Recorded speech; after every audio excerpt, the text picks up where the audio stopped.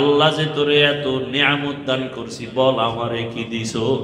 বরং তোর মাও জানে না, বাবাও জানে না, আলেমরাও জানে না, আমি আল্লাহ জানি তুই সারা রাত ঘরের দরজা লাগায় কি করেছো। আমি আল্লাহ জানি তোরে মানুষ মাওলানা বলে, আমি জানি তোর গুনার কারণে হাতটা নাপাক, আমি জানি গুনার কারণে তোর জবানটা নাপাক, তোর অন্তর নাপাক। যদি তোর মা বাবায় জানতো তুই মোবাইলে গুনাহ দেখো, তোর মা বাবায় ঘর থেকে নামায় দিত। ওরে আলেম ওলামারা যদি জানতো তুই সারা রাত মোবাইলে গুনাহ দেখো, তোরে কেউ চেয়ারে বসতে দিত না। আমি আল্লাহ জানার পরেও কেন তোর সম্মানের চেয়ার থেকে ফালাইয়া দেই নাই? কারণ আমি আল্লাহ বড় আদর করে বানাইছি। আমি আল্লাহ চাই না তুই জাহান্নামের আগুনে জ্বলবি। আমি আল্লাহ চাই তুই তওবার দরজায় আয়। আমি আল্লাহ তোরে ডাকতেছি বান্দা, ওরে তুই শয়তানের ধোকায় গুনাহ করে ফেলেছো, তওবা কর। নিজেরে বড় মনে করিস না, অহংকারী দূর কর, হিংসা দূর কর, হাসাদ দূর কর, রিয়া দূর কর। মাথাটা নত কইরা আমারে ডাক দিয়া বল, মালিক আমার মতো গুনাহগার কেউ নাই, আমার মতো জাহান্নামী কেউ নাই। ও আল্লাহ, গুনার কারণে তুমি বেজার হইও না, গুনার কারণে তুমি সম্মানের জায়গা থেকে ফালাইয়া দিও না। ও আমার যুবক বাবারা, মা বোনেরা, বৃদ্ধ বাবাজিরা, ছাত্র বাবারা, মনেরে বুঝাও কোন দিন কোন কথা বলিয়া মা বাবারে কষ্ট দিয়া কাঁদাইছো। রহমতের নবী উত্তম আদর্শ নিয়ে জমিনে পদার্পণ করেছেন। কেমন এক জায়গার মধ্যে, জায়গাটা বড় পাক, কিন্তু জায়গার মানুষগুলো বড় চরিত্রহীন, লম্পট। কোথায় কোথায়? জায়গা পাক না? ইন্না আউওয়ালা বাইতু উযিআ লিন-নাস লাল্লাযী বিবাক্কাতা মুবারাকান ওয়া হুদা, মুবারাকান ওয়া হুদাল লিল আলামিন।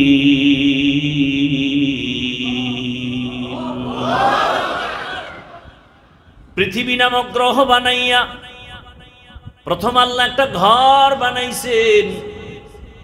জমিনটা বানাবার পরে কিছুই বানান না, আল্লাহ প্রথম একটা ঘর বানাইলেন, ইবাদতের ঘর, হেদায়েতের ঘর, বাইতুল্লাহ। বসবাসের ঘর নাকি ইবাদতের ঘর? বসবাসের ঘর কেন বানান নাই? জমিনের বরযাত্রী মানুষ, আর এই মানুষ আল্লাহ জমিনে পাঠাবেন ইবাদতের জন্য, আর সে ইবাদতের ঘর আল্লাহ আগে বানায় দিলেন। আর বললেন, দুনিয়া বসবাসের জায়গা না, দুনিয়ায় করবা ইবাদত, বসবাসের জন্য বানায় রাখছি জান্নাত। দুনিয়াতে ইবাদত করো, জান্নাতে বসবাস করবা। কথা কি ঘুমাবো না, খানা খাবো না? কয় ইবাদত করবি, ইবাদতের মধ্যে খানা থাকলে খাবি, ইবাদতের মধ্যে ঘুম থাকলে ঘুমাও। এবার কয় ইবাদতের মধ্যে ঘুম আসেনি? কয় রহমতের নবী ইবাদতের ধারক বাহক, তিনি ঘুমাইছেননি? কয় হ্যাঁ, তো ঘুমাও। রহমতের নবী রাতের মাঝ অংশ ঘুমাইছেন, প্রথম অংশে না, শেষ অংশে না। রহমতের নবী এশা পরে ঘুমায় যাইতেন, ভোর রাত্রি উঠে আল্লাহর দরবারে হাজিরা দিতেন। রসুলের লাইনে যদি ঘুমাও, ওই ঘুমটাও তোমার ইবাদত। রহমতের নবী বলেন, কেউ যদি এশার নামাজ পড়ে ঘুমাও, ঘুম থেকে উঠে যদি আবার ফজরের নামাজ আদায় করো, ঘুমাইয়া যেই সময়টা পার করেছো, ওই সময়টাও নেকের পাল্লায় ওজন হয়ে যাবে। আতিনা ফি দারে দুনিয়া না হাসান आतिना फी दारे उक़बाना हसन या गियासल मुस्तगीसीन नहदिना लफ्तिखारा बिल उलूमे वल गिना।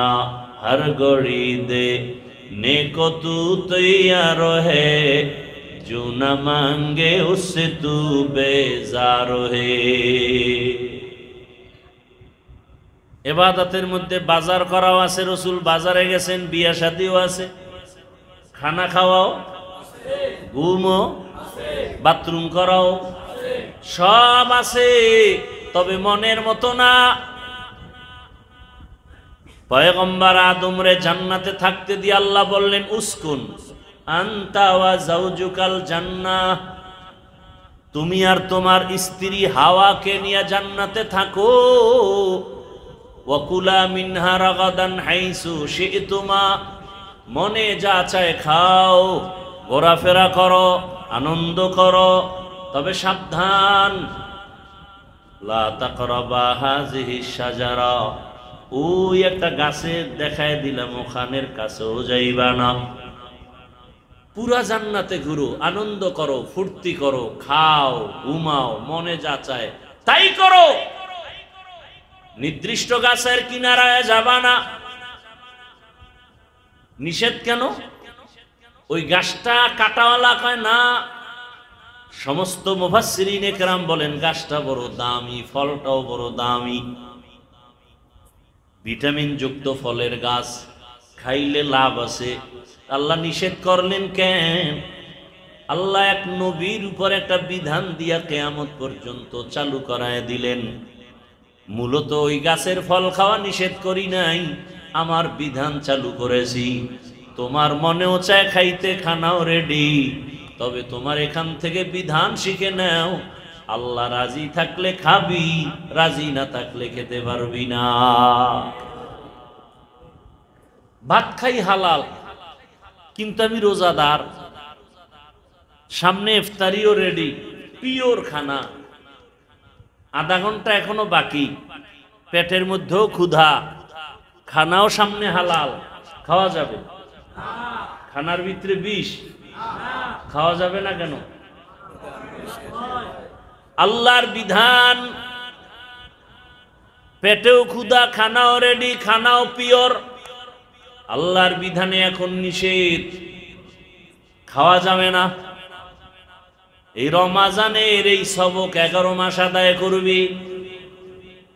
রমাজানে যেমন ক্ষুধা লাগছে, খানাও রেডি, খাও নাই কেন? আল্লাহর বিধানে নাই। 11 মাস খানাও থাকবে, ক্ষুধাও থাকবে, খাওয়ার আগে চিন্তা করবা আল্লাহর বিধানে হালাল নাকি হারাম। হালাল হলে খাও, হারাম হলে খাইও না। বিষ হইয়া তোমার পেট নষ্ট করে ফেলবে। যেটি মদ পান করে, উল্টা পাল্টা চলে, এরা অধিকাংশ পেট নষ্ট, লিভার নষ্ট, হার্ট দুর্বল, ক্যান্সারে মরে।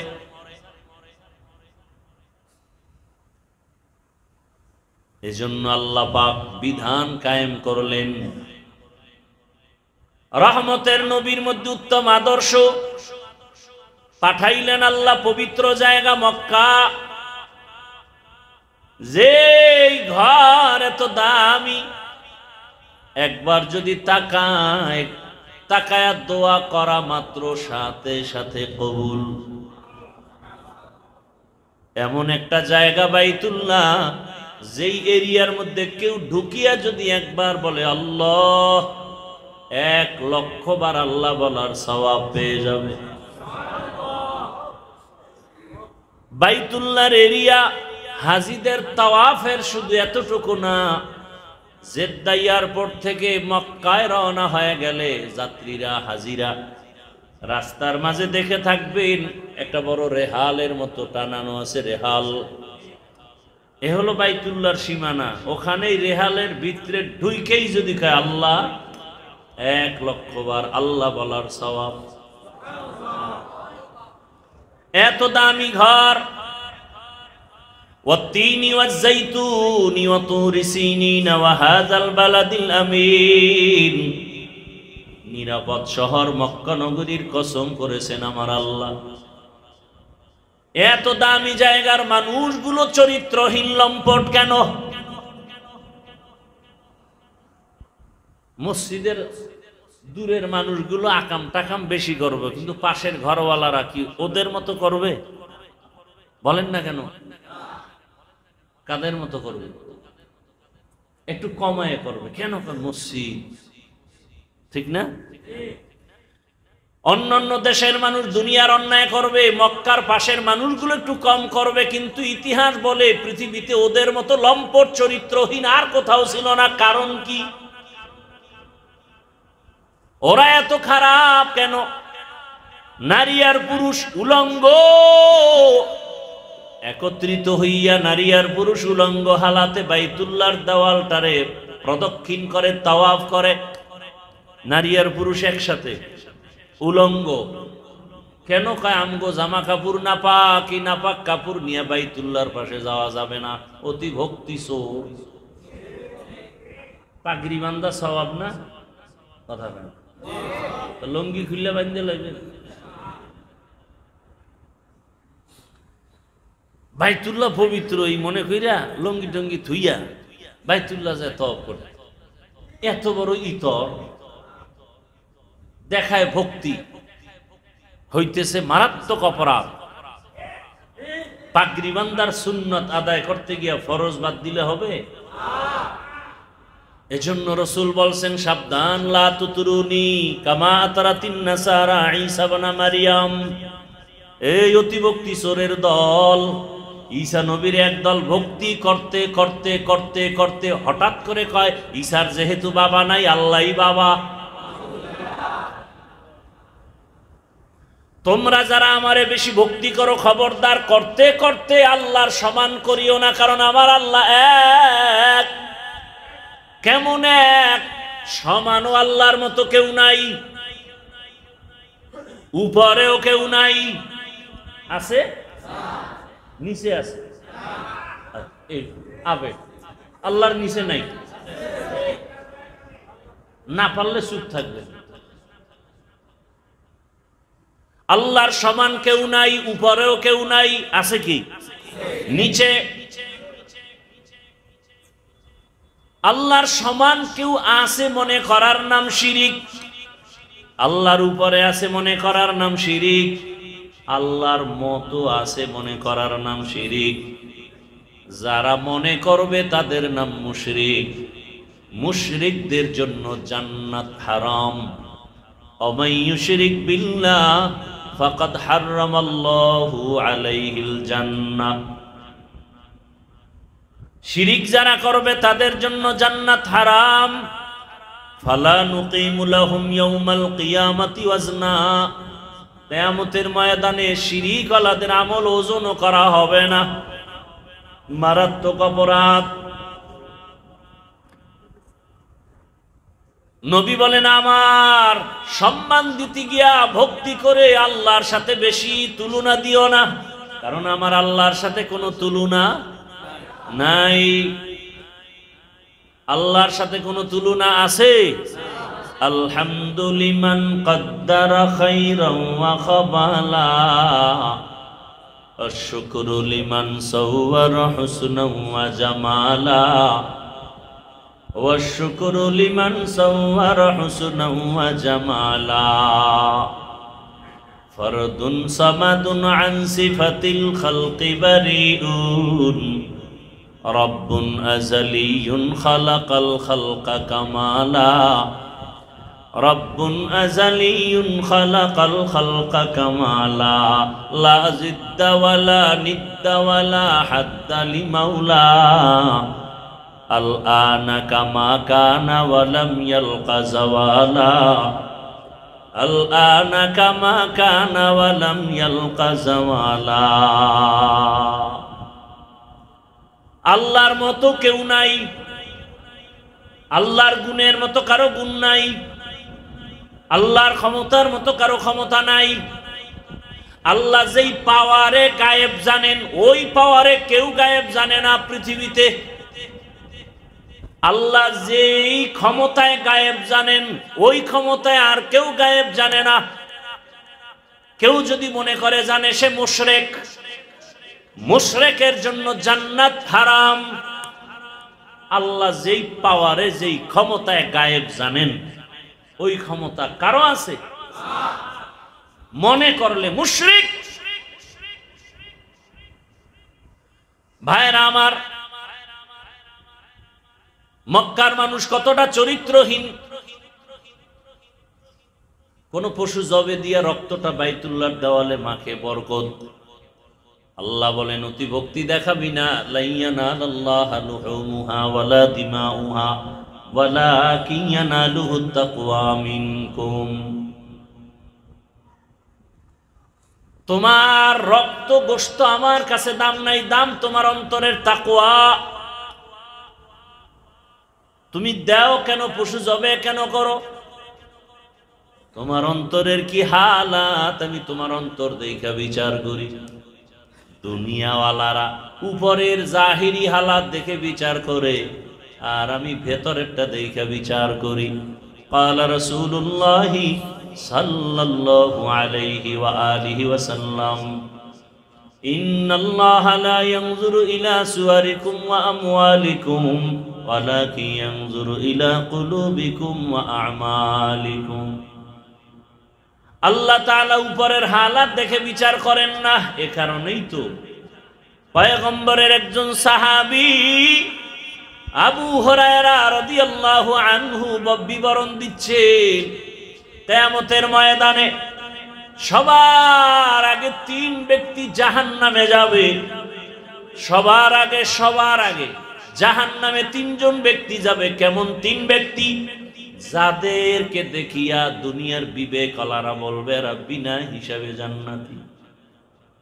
দুনিয়ার বিবেকবানরা বলবে এরা জান্নাতি বিনা হিসাবে, কিন্তু রাসূল বলেন জাহান্নামে যাবে এরা সবার আগে।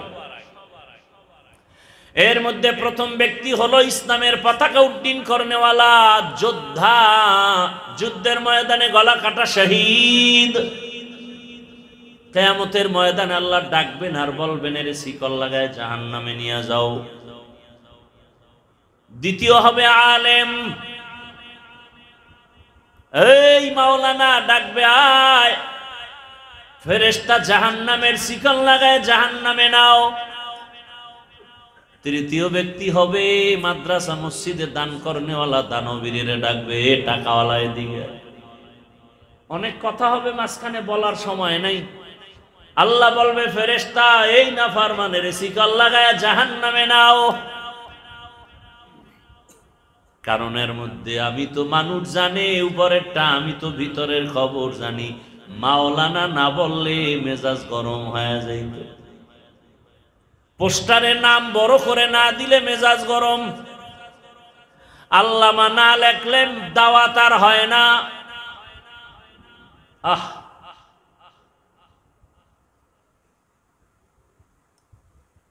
এজন্যই তো আল্লাহ বলেন, ইন্না আকরামাকুম ইনদাল্লাহি আতকাকুম, আমার কাছে দামি তারা যারা তাকওয়াওয়ালা। হর কে দারত খৌফে হকদার দিল মদম জান্নাতুল মাওয়া দেহদ ওরা মাকাম। খারাপ লাগতেছে আপনাদের? এক এক ফুলের এক এক গ্রাম, এক একজন এক এক লাইনে বয়ান করে।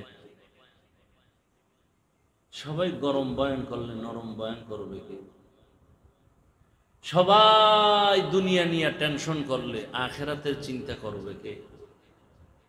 কবর, হাসর, জান্নাত, জাহান্নামের বয়ান কে করবে? একজন বক্তা সাহেব টেলিফোন করে বলতেছে, হাফিজ সাহেব, অনেক আগের কথা, হাফিজুর রহমান সাহেবরে তোমরা হাদিয়াটা দিয়ে কেমন দাও? বলে না বলে হ্যাঁ অনেক। কথা হল তার ডবল আমারে দিও। জিজ্ঞাসা করলো, কেন হুজুর? ওনার থেকে আমি বড় আলেম, আমার ডিগ্রি অনেক বেশি। 2 নম্বরে ওনার ওয়াজ শুনে গ্রামের মূর্খ মানুষ, আমার ওয়াজ শুনে সব আলেম ওলামা শহরের। তখন আমার মনে পড়লো মক্কার পাশের মাথাওয়ালারা কইতো যে মুহাম্মদের কাছে যাইতে মনে চায়, জামু কেমনে, ওর আশেপাশে সব মূর্খরা বয়ে থাকে।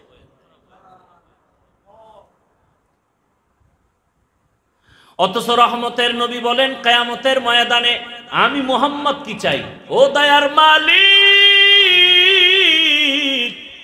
গরিবী হালাতে আমারে বাঁচাইও,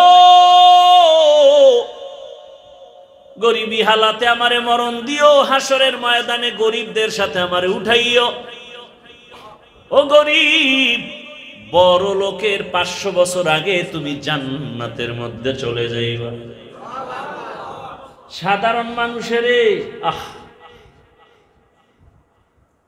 কথা টান দিলে বহু আইসা যায়। মক্কার পার্শ্বে রহমতের নবী মাথাওয়ালাদের নিয়ে বয়ান করতেছেন, দিলের তামান্না যদি কালেমা পড়ে তো ইসলামের লাভ। হঠাৎ করে পেছন থেকে এক 3rd ক্লাসের ব্যক্তি, মানে আমগো ভাষায় আল্লাহর কাছে তো মর্যাদা বেশি, নরমাল এক ব্যক্তি, অন্ধ সাহাবী আব্দুল্লাহ ইবনে উম্মে মাকতুম আসছেন পিছন থেকে, হালকা আওয়াজে সালাম দিছেন। নবী তো ব্যস্ত, তাকায়া হালকা জবাব দিয়ে আবার এদিকে ফিরছেন। আব্দুল্লাহ ইবনে উম্মে মাকতুম এক কোনায় গিয়া চুপচাপ বয়া রইছে। নবীর ডিস্টার্ব হবে, বেয়াদবি হবে, চুপ। আল্লাহর কাছে ভালো লাগে নাই। আল্লাহ কয় জিবরাইল যাও, আমার কাছে মাথাওয়ালার মূল্য নাই, কাবিলিয়াতের দাম নাই, কবুলিয়াতের আমার কাছে বড় দাম।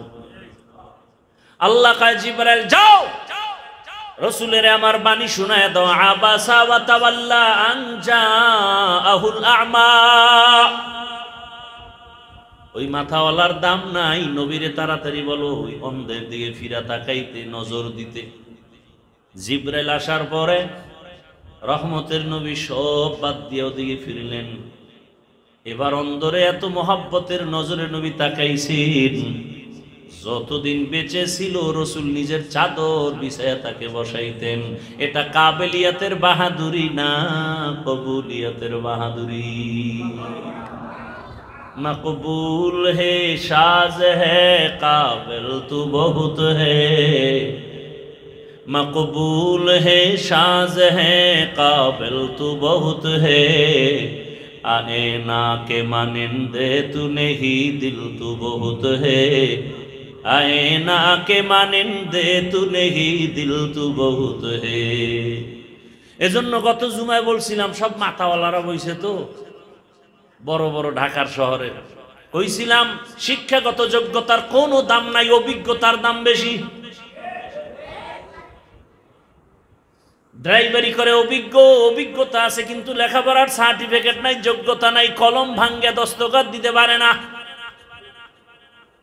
কিন্তু গাড়ির মালিক তো জগৎ বিখ্যাত ডক্টরেট ডিগ্রিওয়ালা, যোগ্যতার অভাব নাই, ইঞ্জিনিয়ার, ডক্টর, প্রফেসর, আরো কত কিছু।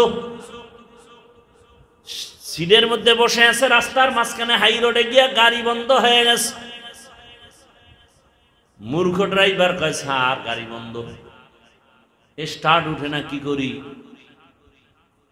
যোগ্য ব্যক্তি বলতেছে আরে কি করা যায়, চেষ্টা করো। না স্যার আপনি না ইঞ্জিনিয়ার, তাড়াতাড়ি ইঞ্জিনটা একটু দেখেন। না এই বিষয়ে আমি অভিজ্ঞতা নেই। তাহলে কি করা? একটা পথ আছে, 1 কিলোমিটার পরেই একটা হসপিটাল আছে, গাড়ি ঠিক করার গ্যারেজ। আপনি ড্রাইভিং সিটে বসেন, এবার এটারে ধরে রাখবেন স্টার্টিং, আমি পিছন থেকে ধাক্কায় 1 কিলোমিটার নিয়ে যাই।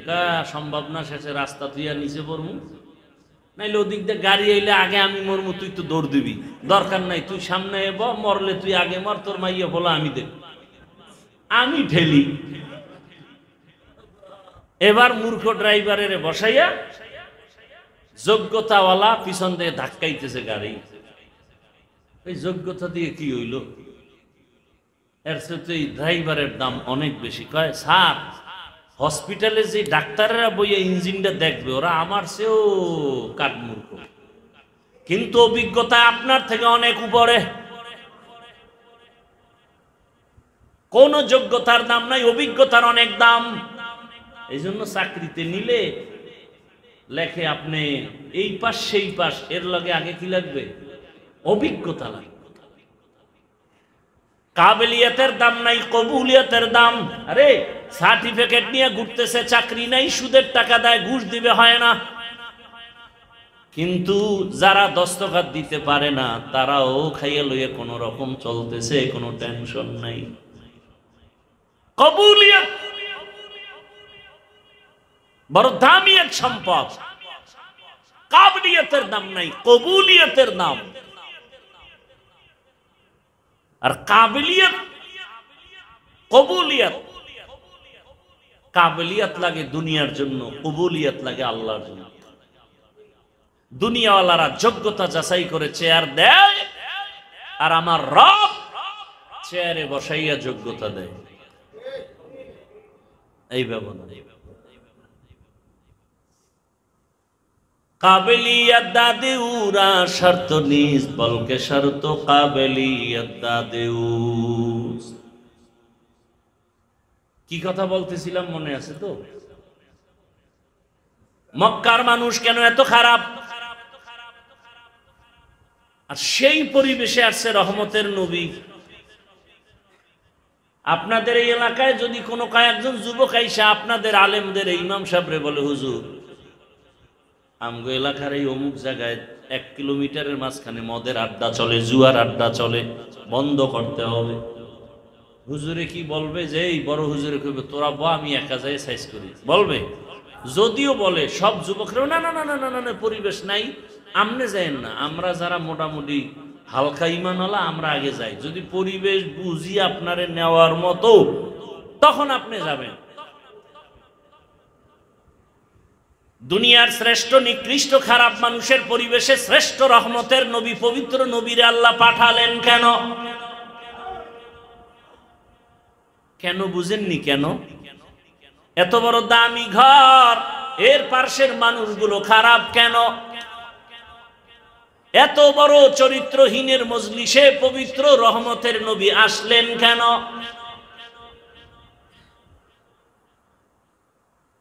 আসা মাত্রই পরিবর্তন, জুলুম বন্ধ হয়ে গেল। রসুলের আশা নিয়া ইতিহাসবিদদের মাঝে বহু মতভেদ আছে। রবিউল আউয়াল নাকি অন্য মাস নিয়া, তারিখ নিয়া মতভেদ। তবে আমি মূল কয়টা কথা বলে যাই, ভালো করে মনে রাখবেন, পারলে ব্যানার করে টানায় রাখবেন, পেস্টুন করবেন। একটা পেস্টুন করতে 200-300 টাকা লাগবে, করে রাখবেন, লাভ হবে। রবিউল আউয়াল আসলে রহমতের নবীর জন্মের আলোচনা হয়, তাও তারিখ মাস কমতেছে, আলোচনাও কমতেছে, দোকানের মিষ্টিও ঠান্ডা হইতেছে। অথচ রহমতের নবীর আলোচনা তো 1 মাসের জন্য না, কিয়ামত পর্যন্ত চলবে, প্রতিদিন চলবে, প্রতি রাত চলবে, প্রতি বয়ানে চলবে, কিয়ামতের ময়দানেও চলবে। রসুল আসার আগেও চলতেছে রহমতের গুণগান, নবীর গুণগান। বেঈমানের মুখেও নবীর গুণগান, মুমিনের জবানেও নবীর গুণগান, আসমানেও নবীর গুণগান, জমিনেও নবীর গুণগান, জঙ্গলের প্রাণীর মাঝেও রসুলের গুণগান, গর্তের পিপিলিকার মাঝেও রসুলের গুণগান। এমন একজন নবী আমার, শুধু রবিউল আউয়ালে আলোচনা চলে, জন্ম মোবারক, আর কোনো খবর নাই। আর ব্যানার টানায় মিলাদুন নবী, তাও শুধু মিলাদুন নবী না, লেখে ঈদে মিলাদুন নবী। আবার বড় করে লেখে সকল ঈদের ঈদ, ঈদে মিলাদুন নবী। বাড়াবাড়ি করার কি দরকার? ইসলাম বাড়াবাড়ি পছন্দ করে না, ইসলাম শান্তি চায়। এগুলো নিয়ে আমি বলতে চাই না, বিতর্ক বাড়াতে চাই না, কারণ এতে হেদায়াত কম। কারণ এই বাংলাদেশে যত দ্বিমুখী ডিবেট হয়েছে, বহাস হয়েছে, তওবা করে নাই।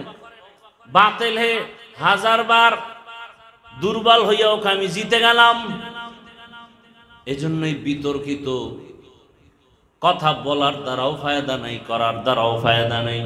তবে কয়েকটা মূল কথা আপনারা জীবন মনে রাখবেন। রবিউল আউয়ালে আমরা রসুলের শানের ব্যাপারে কয়েকটা বাক্য ব্যানারে ব্যানারে লেখা দেখতে পাই। রসুলকে যারা সম্মান করেন এই কথাগুলোকেও সম্মান করতে হবে। রসুলের সম্মানের ব্যানারে একটা বাক্য দেখি মিলাদুন নবী, আর একটা বাক্য দেখি সিরাতুন নবী, আর একটা বাক্য লেখা দেখি দাওয়াতুন নবী, আর একটা বাক্য লেখা দেখি ওয়াফাতুন নবী। এই যে চারটা বাক্য, মিলাদুন নবী অর্থ আমাদের সুপরিচিত নবী, শ্রেষ্ঠ নবীর জন্ম মোবারক। সিরাতুন নবী অর্থ আমাদের সুপরিচিত নবী, শ্রেষ্ঠ নবীর জীবন আদর্শ। দাওয়াতুন নবী অর্থ আমাদের সুপরিচিত নবী, শ্রেষ্ঠ নবীর তাবলীগ দাওয়াত। ওয়াফাতুন নবী অর্থ আমাদের সুপরিচিত নবী, শ্রেষ্ঠ নবীর ইন্তেকাল। এই যে চারটা শব্দ বা বাক্য বললাম, এই চারটা বাক্য আমার রসুলের বেলায় ব্যবহার হয়, আর পৃথিবীর কারো বেলায় ব্যবহার করা জায়েজ নাই।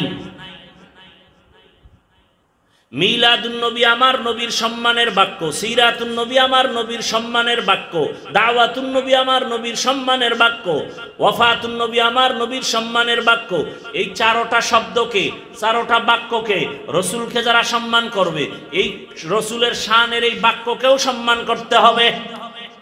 যদি কেউ কোনো একটা বাক্যকে বাঁকা নজরে দেখে, ওর ঈমান বাঁকা, ওর আমল বাঁকা, ওর জান্নাত বাঁকা, ওর দুনিয়া বাঁকা, ওর আখিরাত বাঁকা, ওর কপাল পোড়া।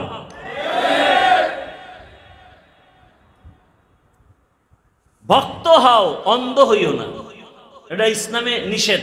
ভক্ত হও, অন্ধ ভক্ত হইও না। আমি আমার পীরের ভক্ত কতক্ষণ? পীর আমার রসুলের আদর্শ মতো চলবে যতক্ষণ। আমি আমার ওস্তাদের ভক্ত কতক্ষণ? আমার ওস্তাদ আমার রসুলের আদর্শ মতো চলবে যতক্ষণ। আমি আমার ইমামের ভক্ত থাকবো কতক্ষণ? আমার ইমাম আমার রসুলের আদর্শ মেনে চলবে যতক্ষণ। সহজ কথা। এবার আসেন, রবিউল আউয়ালে শুধু মিলাদের আলোচনা হয় কেন? রবিউল আউয়ালে তো আরো বড় বরকত আমরা পেয়েছি, এই আলোচনা নাই কেন? জানি না। ভালো করে মনে রাখেন, সংক্ষেপে বলে গেলাম। রবিউল আউয়ালে গোটা জাতি চারটা নিয়ামত পেয়েছে। কয়টা? এক নম্বরে বেলাদাতুন নবী, দুই হাদিয়া রবিউল আউয়ালে রিসালাতুন নবী, রবিউল আউয়ালের তিন নম্বর হাদিয়া হিজরাতুন নবী, রবিউল আউয়ালের চার নম্বর হাদিয়া ওয়াফাতুন নবী। কয়টা হইল?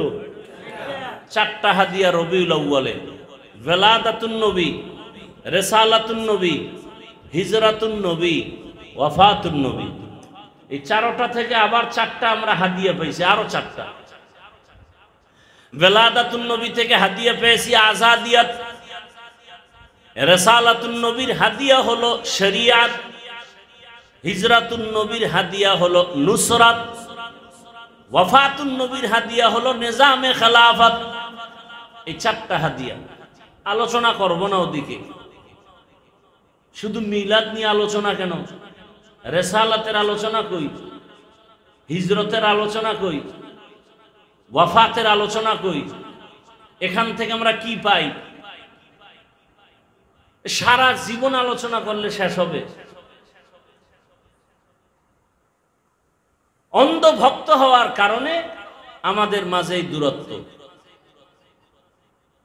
যারা একজনকে মাথার মুকুট মনে করে, অন্যজনকে বাতিল মনে করে, যদি হিংসার কারণে হয়, নফসানিয়তের কারণে হয়, তো কবিরা গুনাহ হবে।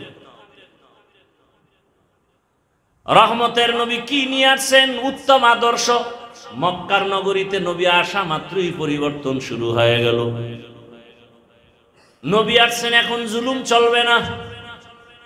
আবু লাহাব তার দাসীকে মুক্ত করে দিল, স্বাধীন, আজাদিয়াত, মুক্ত স্বাধীনতা শুরু হয়ে গেল, জুলুম বন্ধ হয়ে গেল। নবী আসার আগে মক্কা নগরীর মধ্যে চলতেছে, কন্যা পছন্দ করে না, বিধবা নারী পছন্দ করে না। যেই বাবার ঘরে কন্যা আসে, বাবা নিজে গলা টিপে মেরে ফেলে, লজ্জায় বাজারে যায় না। নারীদের পছন্দ করে না আরবের মানুষ, বিধবাদের পছন্দ করে না আরবের ওই নষ্ট চরিত্রহীনেরা। রহমতের নবী আসছেন, এখন তো এই জুলুম চলতে দেয়া যায় না। এখন তো নবী যখন আসছেন তখন তো অন্যান্য মায়ের গর্ভেও বাচ্চা ছিল না, ছিল। মেয়ে আসলেই তো বাবাই মেরে ফেলবে। রসুল আসছেন আর কন্যা হত্যা হবে, এটা ইতিহাসের কলঙ্কের দাগ পড়ে যাবে। আল্লাহ কুদরতি ভাবে সব মায়ের বাচ্চাগুলো গর্ভের মধ্যে ছেলে বানায় দিয়েছে। কাদেরে কুদরতু দারি বরকামাল আনতা রব্বি আনতা হাসবি জুল জালাল তুহি কাদের জলিলুল্লাহ জাহাদার বহর হালে তুহি মেরা নিগাহদার। কন্যা হত্যা বন্ধ হয়ে গেল। বিধবা নারী সমাজের বোঝা। রহমতের নবী কেমন এক আদর্শের নবী আমার। সব নবী রাসূলদের মধ্যে আমার নবী আলাদা। আল্লাহ যেমন এক, মাখলুকাতের মধ্যে আমার রাসূল তেমন এক। আল্লাহ খালেক হিসাবে এক, যার তুলনা নাই। আমার রাসূল মাখলুকাতের মধ্যে এক, এমন দামি যার কোনো তুলনা নাই। আল্লাহ খালেক এমন দামি যার জীবনে মিথ্যা নাই। মাখলুকাতের মধ্যে রাসূল এমন দামি যার জীবনে কোনো মিথ্যা নাই। আছে? আমার আল্লাহ খালেক হিসাবে এতটাই শ্রেষ্ঠ যার জীবনে গালাগালি নাই। আমার আল্লাহর গালি নাই। মাখলুকাতের মধ্যে আমার রাসূল এমন দামি যার জীবনে একটা গালি নেই। কেমন আমার নবী! আল্লাহ তো তার স্পেশাল করে বানাইছেন। তার মেধাটাও তো সারা দুনিয়ার থেকে আলাদা। সেই নবীর 25 বছরের যৌবন শক্তিটা কেমন!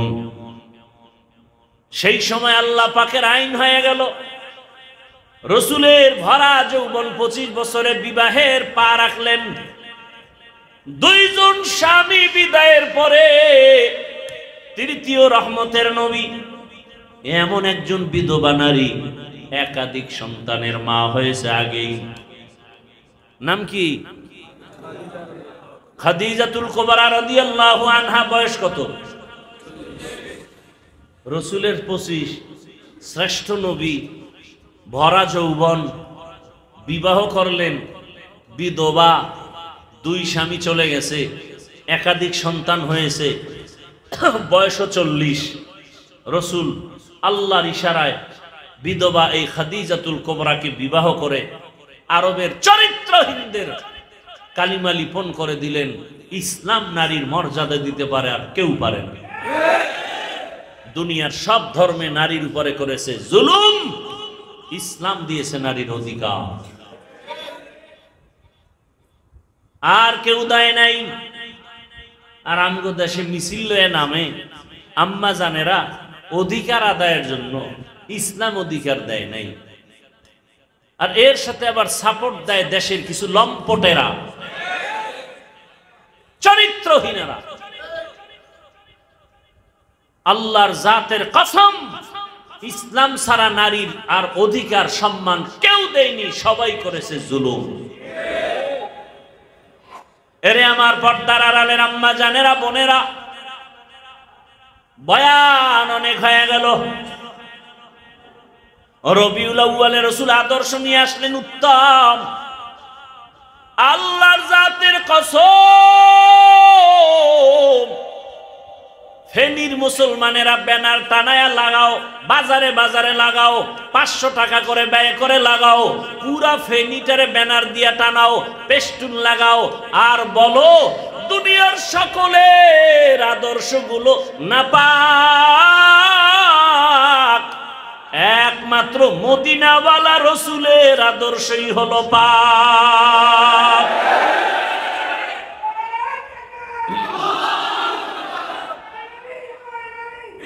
ভাইরা আমার, ভাই ভাই সময় কম। এরে নবীর উম্মত, কি থাকবে ব্যানারে? এই 500 টাকা খরচ করে 3-4টে ব্যানার করে টানাবা। ব্যানারে কি থাকবে? দুনিয়ার সকলের আদর্শ নাপাক, একমাত্র মদিনাওয়ালা রসুলের আদর্শই পাক। এই কথার সাথে আরো কথা মনে রাখো, আল্লাহর কসম একবার, আল্লাহর কসম দুইবার, আল্লাহর কসম তিনবার, হাজারবার, কোটিবার, যতক্ষণ পর্যন্ত রসুলের আদর্শ জমিনে কায়েম না হবে ততদিন পর্যন্ত জমিনের মানুষ শান্তি পাবে না, পাবে না, পাবে না।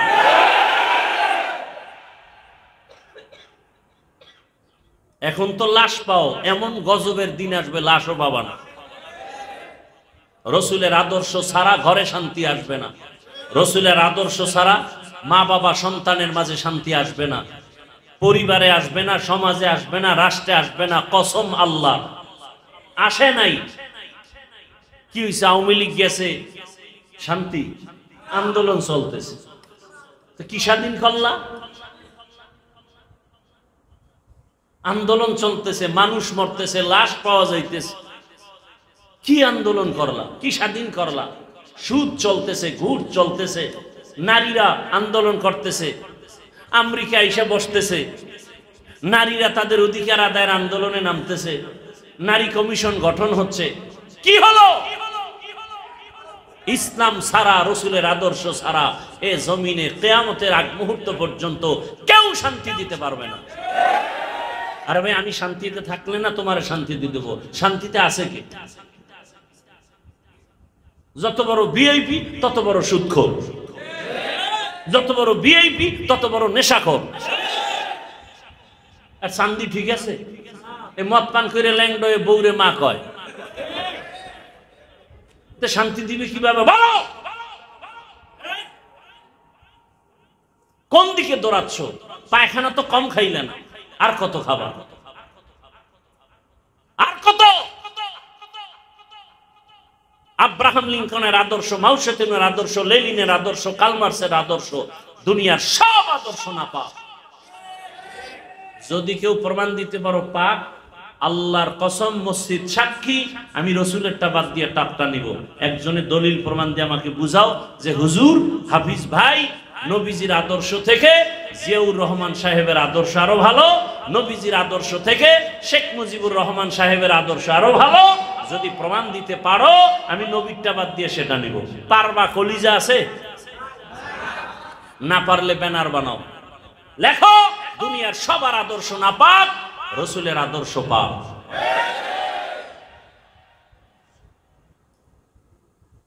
তুমি ইসলামটারে এত কঠিন মনে করো কেন? আমি সহজ বানাইতে চাই। এই যে এতক্ষণ চিল্লাইতেছি, একবারও কিন্তু বলি না এই যুবকেরা আমার মতো টুপিওয়ালা হও, স্কুল কলেজ বাদ দিয়া মাদ্রাসায় যাও, বলছি? একবারও বলি না তাবলিগে যাও, পীরের কাছে যাও। বরং আমি তোমাদের শেষ কথাটা বলে যাই, ভালো করে মনে রাখবা যুবক বাবারা, স্কুল ছাড়বা না, কলেজ ছাড়বা না, চাকরি ছাড়বা না, ব্যবসা ছাড়বা না। দোয়া করে যাই, দোয়া। ও যুবক বাবা, তুমি লেখাপড়া করে ডাক্তার হও, ইঞ্জিনিয়ার হও, প্রফেসর হও, এসপি হও, ডিসি হও, ওসি হও, এমপি মন্ত্রী হও, তবে আমার অনুরোধ তুমি বেয়াদব হইবা না।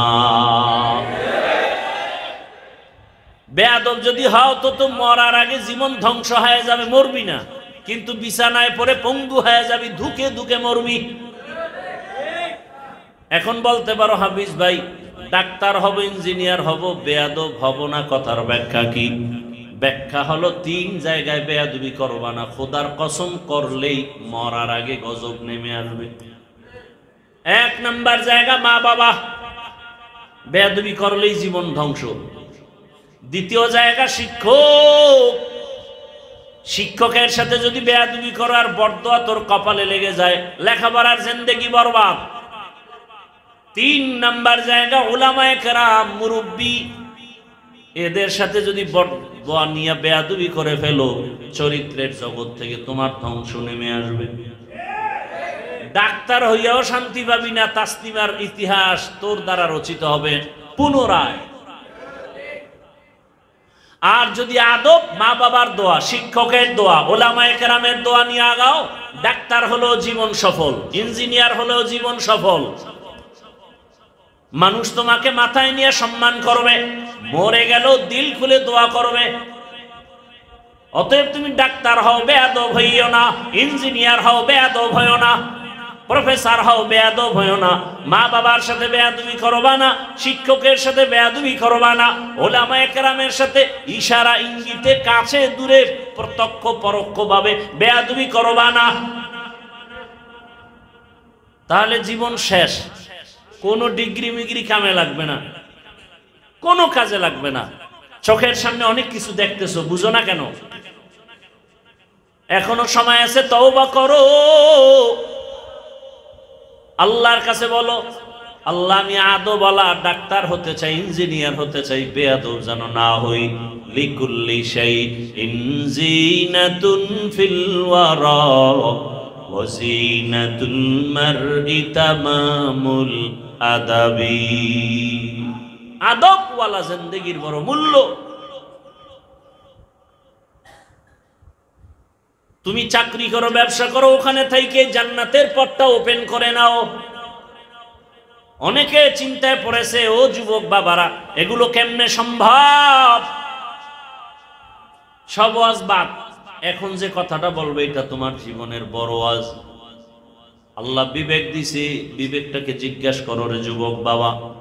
তোমার মতো যুবক জীবনে আলিফ বাতাও শিখে নাই, স্কুল কলেজে জেনারেল লাইনে ভরিয়া 5 ওয়াক্ত নামাজ পড়ে, বলো আছে না নাই?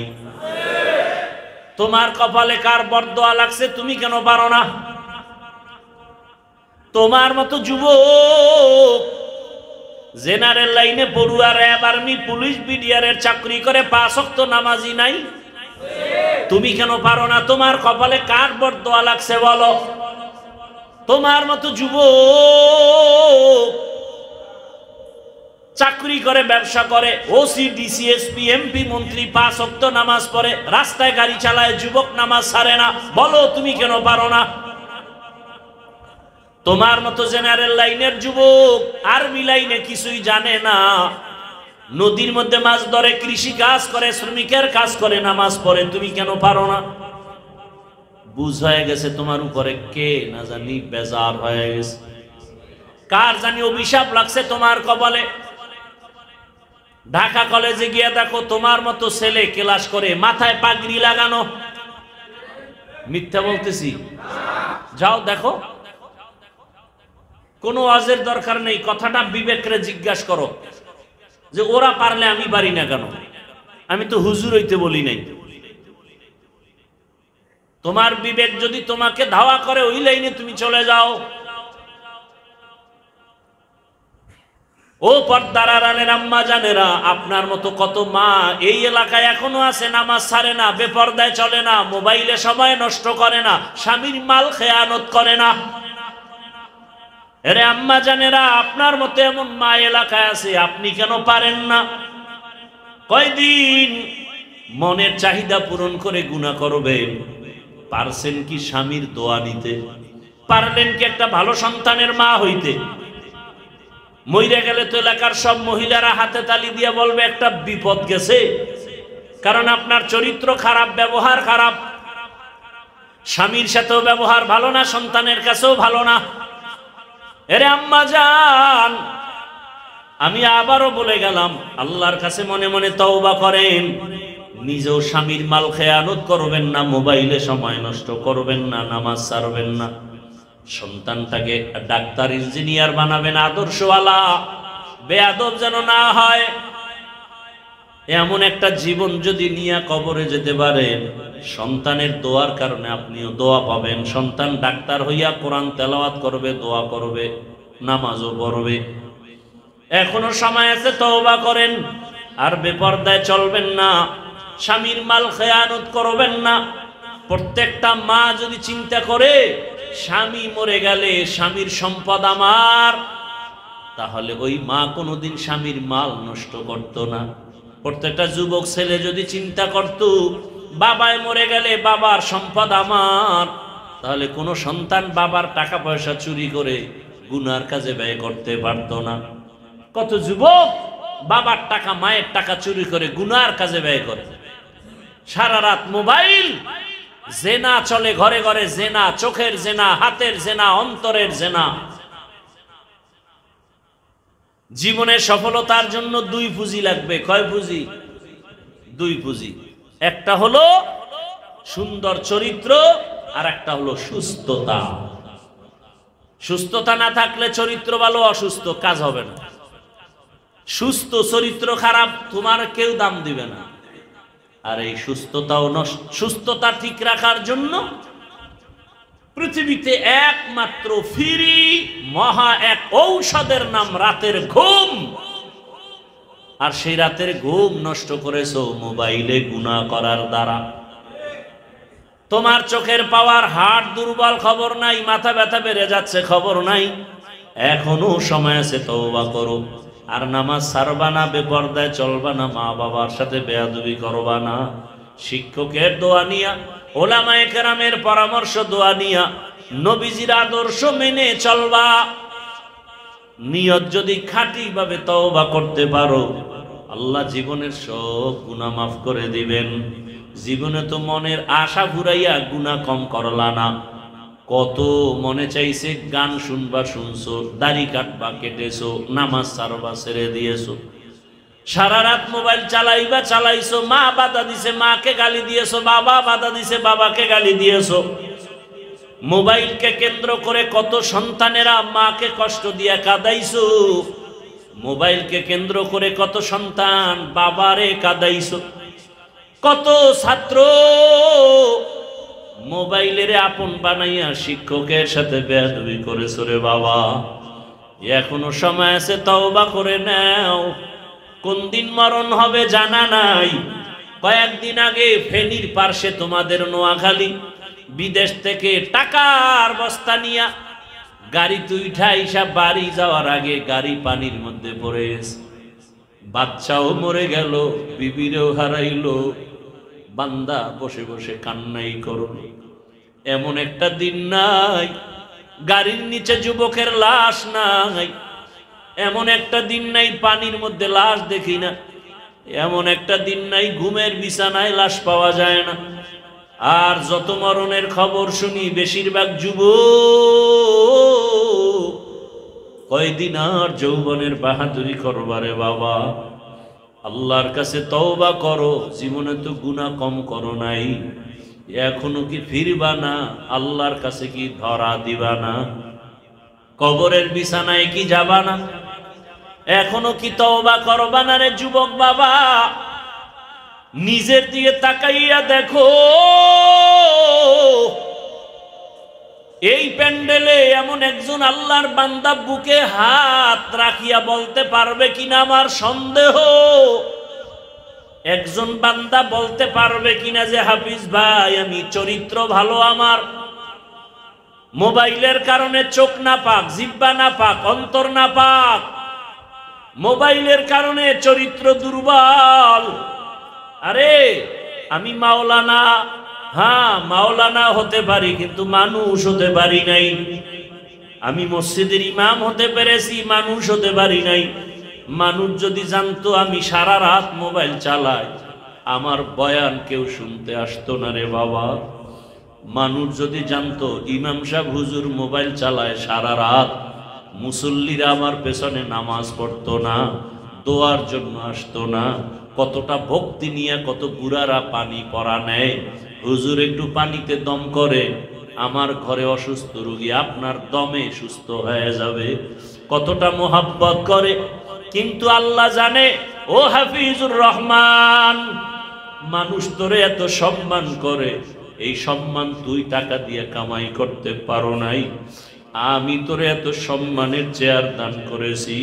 তোর মা বাবার পেছনে দোয়া, তোর শিক্ষকের দোয়া আছে, তোর পেছনে আলেম ওলামার দোয়া আছে। বল, তোর মা বাবা যে তোরে দোয়া কইরা সম্মানের জায়গায় বসাইছে, মা বাবারে কি দিছো? শিক্ষকের কি দিছো? ওলামায়ে কেরামের কি দিছো? আমি আল্লাহ যে তোরে এত নিয়ামত দান করছি, বল আমারে কি দিছো? বরং তোর মাও জানে না, বাবাও জানে না, আলেমরাও জানে না, আমি আল্লাহ জানি তুই সারা রাত ঘরের দরজা লাগায় কি করেছো।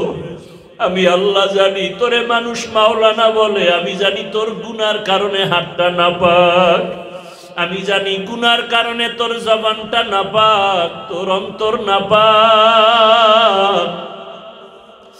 যদি তোর মা বাবায় জানতো তুই মোবাইলে গুনাহ দেখো, তোর মা বাবায় ঘর থেকে নামায় দিত। ওরে আলেম ওলামারা যদি জানতো তুই সারা রাত মোবাইলে গুনাহ দেখো, তোরে কেউ চেয়ারে বসতে দিত না। আমি আল্লাহ জানার পরেও কেন তোর সম্মানের চেয়ার থেকে ফালাইয়া দেই নাই? কারণ আমি আল্লাহ বড় আদর করে বানাইছি। আমি আল্লাহ চাই না তুই জাহান্নামের আগুনে জ্বলবি। আমি আল্লাহ চাই তুই তওবার দরজায় আয়। আমি আল্লাহ তোরে ডাকতেছি বান্দা, ওরে তুই শয়তানের ধোকায় গুনাহ করে ফেলেছ, তওবা কর। নিজেরে বড় মনে করিস না, অহংকারী দূর কর, হিংসা দূর কর, হাসাদ দূর কর, রিয়া দূর কর। মাথাটা নত কইরা আমারে ডাক দিয়া বল, মালিক আমার মতো গুনাহগার কেউ নাই, আমার মতো জাহান্নামী কেউ নাই। ও আল্লাহ, গুনার কারণে তুমি বেজার হইও না, গুনার কারণে তুমি সম্মানের জায়গা থেকে ফালাইয়া দিও না। ও আমার যুবক বাবারা, মা বোনেরা, বৃদ্ধ বাবাজিরা, ছাত্র বাবারা, মনেরে বুঝাও কোন দিন কোন কথা বলিয়া মা বাবারে কষ্ট দিয়া কাঁদাইছো, কোন কথা দিয়া শিক্ষকের সাথে বেয়াদবি করেছো রে বাবা। সময় পাইলে গোপনে যাইয়া ক্ষমা চাইও।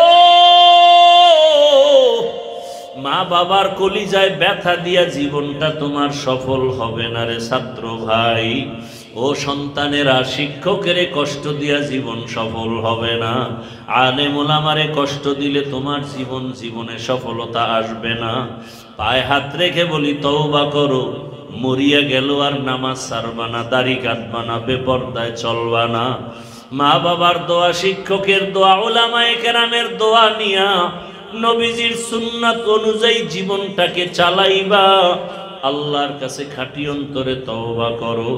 আরে কত মানুষ কবরের চিন্তা, গুনার কথা মনে করে মাথা নত করে কান্নার বাহানায় আছে, অথচ তোমার অন্তরে একটু দাগও লাগে না, ধাক্কাও লাগে না। আসলে গুনাহ করতে করতে করতে করতে তোর কলবটা পাথরের চেয়েও নষ্ট হয়ে গেছে, তোর অন্তরটা পাথর থেকেও শক্ত। এই কলবের নরম বানাইতে বুঝি জাহান্নামের আগুন দরকার। ওরে ডানে বামে তাকায়া দেখ, তোর মতো কত গুনাহগারের চোখে পানি। তোমার চোখে কেন পানি নাই? গুনার কারণে আল্লাহ বুঝি বেজার হয়ে গেছে। এখনো চেষ্টা করো, কান্নার চেষ্টা করো। কান্নাওয়ালারে পাশে পাইলে হাত বাড়াইয়া দোয়া নাও। ও কান্নাওয়ালা ভাই, আপনার কপাল ভালো, আমার কপাল বড় খারাপ। আপনার চোখে পানি বড় নেয়ামত, আমার চোখে পানি নাই। দুনিয়ার ঘরে আগুন লাগলে পানি ছাড়া ঠান্ডা করা যায় না, জাহান্নামের আগুন চোখের পানি ছাড়া ঠান্ডা হবে না। ও যুবক বাবারা, জীবনে তো গুনাহ কম করলা না, মনের আবেগ মিটাইয়া তো কত গুনাহ করলা। এখনো কি ফিরবা না? এখনো কি তওবা করবা না? আরে হায়াতের বাকি কত বল। কালকে এমন সময়ে তো ঘোষণা হয়ে যাবে তুই দুনিয়ায় নাই। ওরে মা কাঁদবে আর বলবে, আবার কি মা বলিয়া ডাকবে। তোর বাবায় যাবি, ইমাম সাহেব আসেন, জানাজা পড়াইয়া দেন। আমার কলিজার সন্তানটা মরিয়া গেছে। কেউ যাবে বাজারে কাফন কেনার জন্য, কেউ যাবে বলবে যা তাড়াতাড়ি বাঁশবাগানে কবর খনন কর। গায়ের জামাটা বেলেট দিয়া কেটে কেটে রেখে দিবে রে বাবা। গোসল করানোর জন্য কেউ গরম পানি করতে যাবে, গোসল করাইয়া কাফনের প্যাকেটে ঢুকাইয়া মসজিদের খাটিয়ে উঠাইয়া যখন জানাজার প্যান্ডেলে নিবে, জানালা দিয়া আম্মু জান কাঁদবে আর বলবে, আমার বাবারে কই দাও, আমার বাবারে শেষবারের মতো একটু দেখাইয়া দাও, আমার বাবার চেহারাটা দেখি, আর জীবনে বুঝি দেখা হবে না। আমারে আম্মু বলিয়া কে ডাকবে? ও যুবক, পাও দুইটা ধরিয়াও বলি, মায়ের কাঁদাস না রে যুবক, বাবারে কষ্ট দিস না, শিক্ষকের কাঁদাস না রে যুবক। তওবা করো, চোখের পানি সারিয়া তওবা করো, আর জীবনটা গেল গুনাহ করবা না, মোবাইলের দ্বারা গুনাহ করবা না। ও আল্লাহ, আমাদের খালি ফিরাইয়া দিয়েন না, তওবাওয়ালা জীবন দান করেন, তওবার উপরে মজবুত হইয়া চলার মতো ব্যবস্থা করেন। আমিন।